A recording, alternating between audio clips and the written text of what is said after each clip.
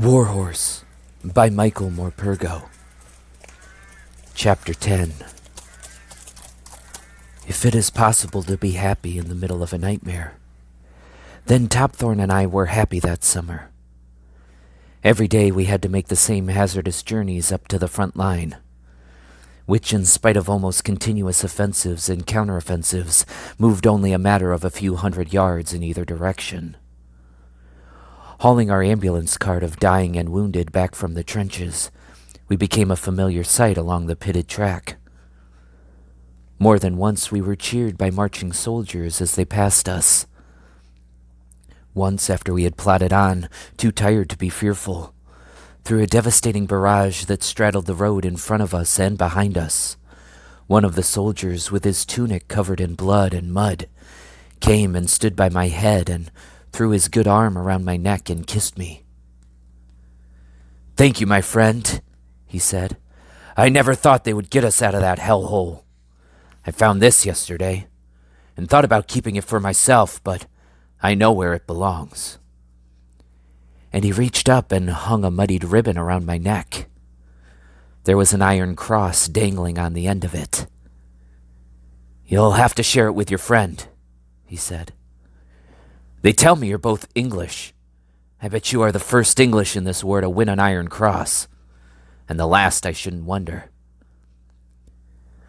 The waiting wounded outside the hospital tent clapped and cheered us to the echo, bringing doctors, nurses, and patients running out of the tent to see what there could be to clap about in the midst of all this misery.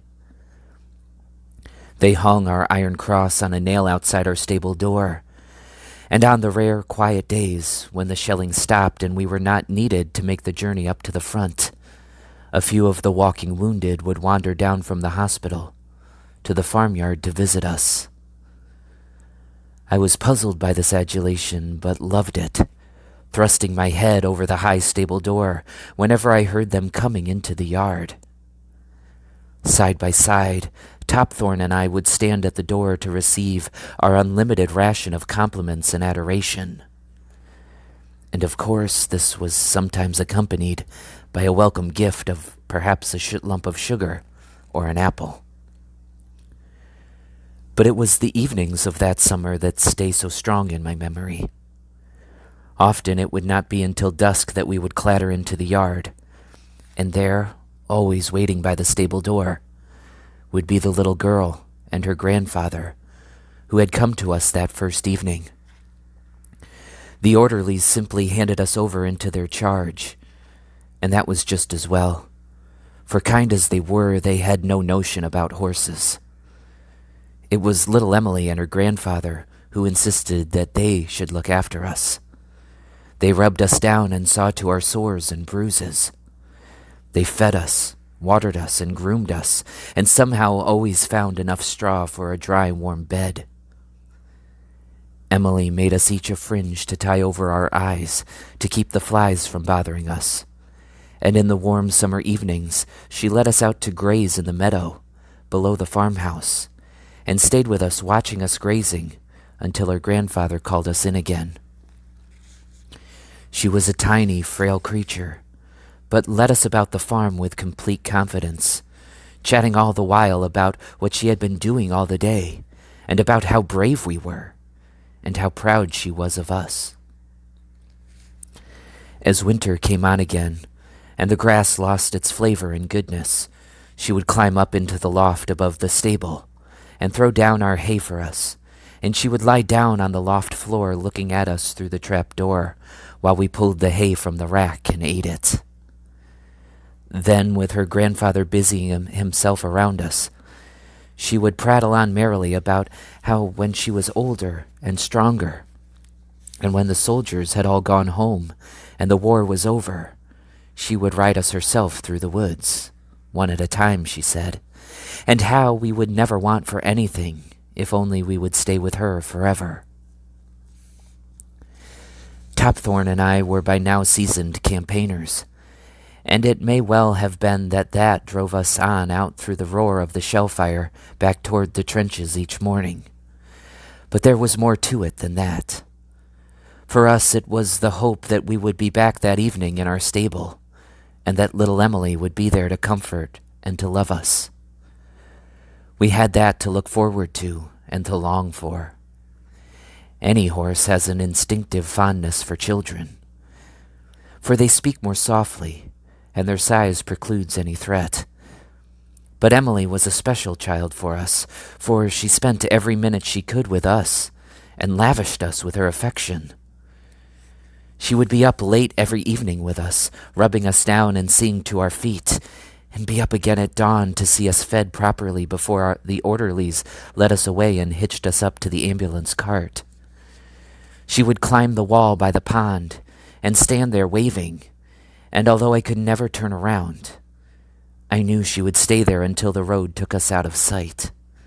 And then she would be there when we came back in the evening, clasping her hands in excitement as she watched us being unhitched. But one evening, at the onset of winter, she was not there to greet us. We had been worked even harder that day than usual, for the first snows of winter had blocked the road up to the trenches to all but the horse-drawn vehicles, and we had to make twice the number of trips to bring in the wounded. Exhausted, hungry, and thirsty, we were led into our stable by Emily's grandfather, who said not a word, but saw to us quickly before hurrying back across the yard to the house. Topthorn and I spent that evening by the stable door, watching the gentle fall of snow and the flickering light in the farmhouse. We knew something was wrong before the old man came back and told us. He came late at night, his feet crumping the snow. He had made up the buckets of hot mash we had come to expect, and he sat down on the straw beneath the lantern and watched us eat. "She prays for you," he said, nodding slowly. "Do you know? Every night before she goes to bed, she prays for you. I've heard her. She prays for her dead father and mother. They were killed only a week after the war began. One shell, that's all it takes. And she prays for her brother that she'll never see again. Just 17, and he doesn't even have a grave. It's as if he never lived except in our minds. Then she prays for me, and for the war to pass by the farm and to leave us alone. And last of all, she prays for you two. She prays for two things. First, that you both survive the war and live on into ripe old age. And secondly, that if you do, she dearly wants to be there to be with you. She's barely 13, my Emily, and now she's lying up there in her room, and I don't even know if she'll live to see the morning. The German doctor from the hospital tells me it's pneumonia. He's a good enough doctor, even if he is German. He's done his best. It's up to God now. And so far, God hasn't done too well for my family. If she goes, if my Emily dies, then the only light left in my life will be put out. He looked up at us through heavily wrinkled eyes and wiped the tears from his face. If you can understand anything of what I said, then pray for her, to whatever horse god you pray to. Pray for her like she does for you. There was a heavy shelling all that night, and before dawn the next day, the orderlies came for us and led us out into the snow to be hitched up. There was no sign of Emily nor her grandfather.